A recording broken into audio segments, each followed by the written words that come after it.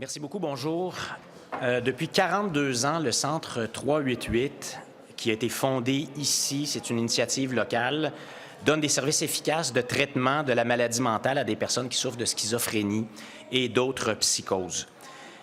Nous sommes réunis, toutes les oppositions et les gens de la clinique 388 aujourd'hui pour dénoncer qu'à la suite d'une décision bureaucratique complètement déconnectée du terrain, le gouvernement de la CAQ a décidé de mettre la hache dans cette initiative locale en santé mentale qui fonctionne, qui génère des résultats.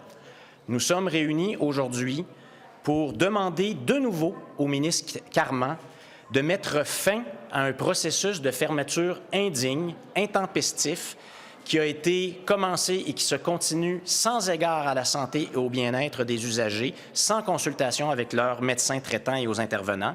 Nous lui demandons aussi de respecter sa parole, parce que le ministre Carman s'était personnellement engagé à ce qu'une évaluation indépendante des résultats du 388 soit effectuée. Cette évaluation n'a jamais été réalisée et nous lui demandons de maintenir les services du 388 au bénéfice des usagers et de la santé mentale. Nous annonçons aussi qu'aujourd'hui est lancée à l'Assemblée nationale une pétition en faveur du Centre 388 qui est ouverte à la signature pour tout le monde. Merci. Je cède la parole à mon collègue Étienne Grandmont. Merci beaucoup.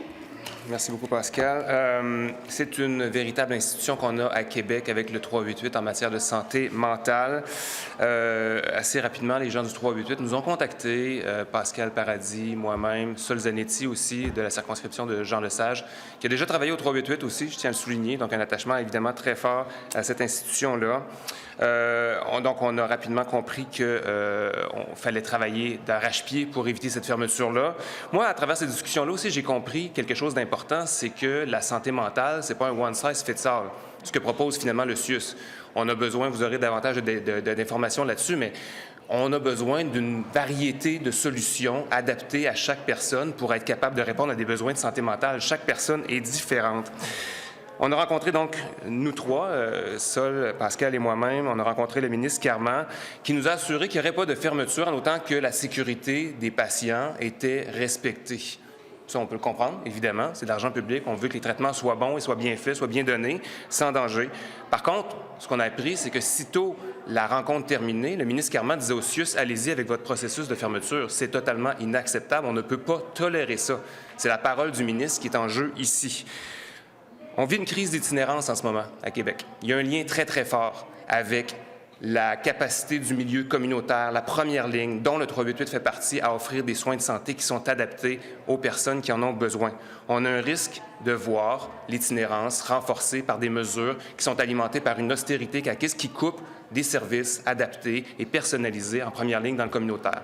Je demande au premier ministre de s'intéresser à la crise de l'itinérance d'une part, mais je demande au ministre Carman de revoir sa décision parce que la fermeture du 388, c'est extrêmement inquiétant pour la circonscription de Tachereau. Merci. Je passe la parole à Elisabeth Prast du premier groupe d'opposition. Merci. Donc, on parle aujourd'hui de la clinique de 388, qui est une clinique qui offre un service unique, qui est ouvert 24h/7.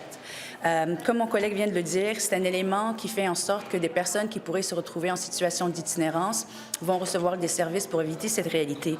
Le centre est souvent un dernier recours pour des personnes qui ont déjà été hospitalisées pour des raisons de psychose et qui ont eu recours à d'autres thérapies, mais qui n'ont pas fonctionné. Donc, des résultats qui sont là. On sait aussi que de plus en plus, on voit l'abandon de la part du gouvernement pour tout ce qui est les services sociaux, les personnes les plus vulnérables de notre société, que ce soit les personnes en situation de handicap, les personnes itinérantes ou les personnes avec des enjeux de santé mentale. Et cette décision de fermeture n'est pas la première qu'on voit en matière de santé mentale de la part de ce gouvernement et du ministère de la Santé. Le résultat de cette décision-là va être un trou de service pour des personnes qui, justement, n'ont pas eu de résultats avec d'autres thérapies, d'autres services. Et comme mes collègues l'ont mentionné, ce qu'on demande, le ministre s'est engagé à faire une évaluation indépendante avec l'INES et le Collège des médecins, ce qui n'a pas été fait. Ce qui a été plutôt fait, c'est une revue littéraire. Le CIUS, les gens du CIUS n'ont jamais mis les pieds dans la clinique. Donc, pour vraiment comprendre les résultats et le travail qu'ils font, il faudrait qu'il y ait une évaluation indépendante, comme le le gouvernement s'est engagé à le faire. Et vous allez entendre des histoires vraiment crève-cœur de la part des usagers et de leurs familles, des personnes derrière nous, qui vont vous démontrer tout l'apport que la clinique a pour plusieurs personnes dans la capitale nationale. Donc, on demande au gouvernement de garder son engagement, de faire une évaluation en espérant que ça donnera un recul de cette décision. Merci. Bonjour. Je voudrais m'attarder à faire 3 rectificatifs sur les arguments du CIUS qui courent. Le premier, c'est sur les coûts du programme du 388. La capacité d'accueil du centre 388, c'est une centaine de patients. On a appris que le budget était, ce qu'on ne savait pas, on a appris que le budget était de 1,8 million pour des services 24 heures par jour, 365 jours par année, y compris le traitement de la crise psychotique sur place qui évite l'hospitalisation. Si vous faites le calcul d'1,8 million divisé par 100 patients, divisé par 365 jours, ça fait 50 $ par jour par patient pour des services de traitement 24/7, sans tenir compte là, des épargnes qui sont faites en termes de diminution des hospitalisations. Le deuxième point que je veux rectifier, c'est on dit « Ah, la psychanalyse, c'est pas bon pour des psychotiques ». En fait, la psychanalyse dont on parle, nous, c'est une psychanalyse qui est renouvelée, qui a rendu possible justement le traitement de la psychose, et c'est ce qui a fait sa réputation internationale.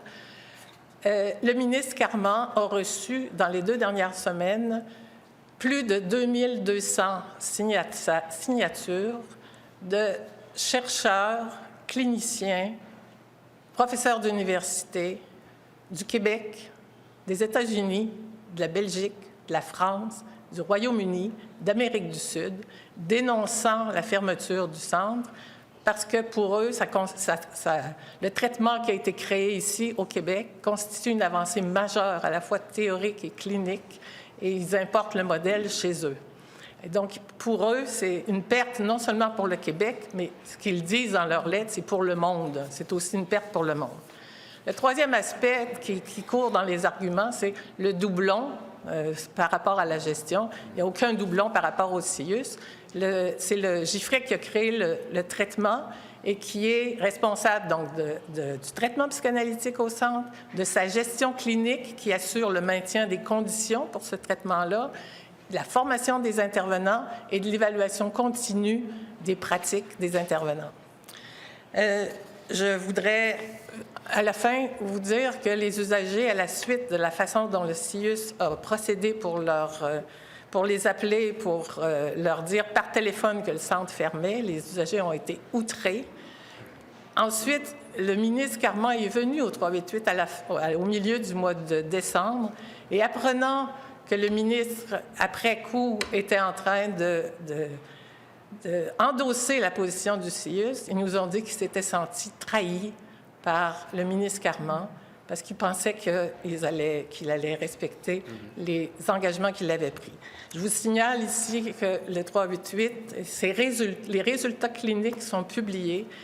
Je ne sais pas s'il y a un autre centre ou d'autres services qui ont été aussi évalués au fil des ans que ne l'a été le 388. C'est des publications et c'est à l'étranger puis ici. Merci.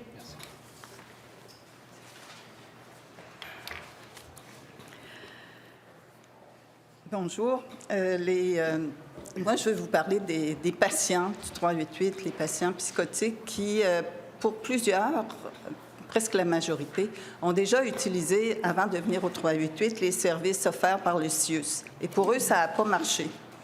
Pour d'autres, ils ne veulent pas aller recevoir les services du CIUS parce qu'ils n'arrivent pas à entrer dans la problématique du CIUS, qui est plus centrée sur la biologie. Ce qu'on leur offre, nous, c'est des services différents de ceux qui sont offerts par le réseau traditionnel. Les usagers cherchent, ce qu'ils nous disent, une approche plus humaine, qui est plus axée sur leurs difficultés à eux, leurs souhaits profonds, mais aussi leurs tourments intérieurs, leurs frayeurs, leurs combats. Ça, dans le milieu psychiatrique habituel, on dit qu'il ne faut pas aborder ça avec les psychotiques, que ça va les rendre encore plus malades. C'est faux. Ça les rend responsables d'eux-mêmes et ils deviennent plus forts dans leur rapport avec les autres. Depuis qu'on a eu cette annonce de fermeture du 388, c'est déchirant d'entendre les usagers. Ils sont désemparés, ils sont incrédules face à cette approche. Et pour eux, là, c'est une perte catastrophique que de perdre leur service au 388. L'un d'eux dit « Comment osez-vous réduire en poussière le 388 quand ces services regorgent d'autant d'efficacité et jouissent d'une aussi bonne renommée? » On a eu beaucoup de témoignages des usagers, de leurs familles et des proches. Les usagers psychotiques, ils ne croient même pas à la fermeture du 388 tellement ils en ont besoin. Leur annoncer que ça va fermer, ça les plonge dans, et là je les cite encore, dans l'obscurité et un sentiment de négation d'eux-mêmes. Puis plusieurs nous ont dit que ça éveillait chez eux des sentiments d'autodestruction. Arracher des personnes psychotiques à leur lieu de référence, à leur équipe, à leur traitement en profondeur, ça leur arrache le souffle d'espoir qui les rend à la vie. Et c'est une cruauté sans nom. Merci.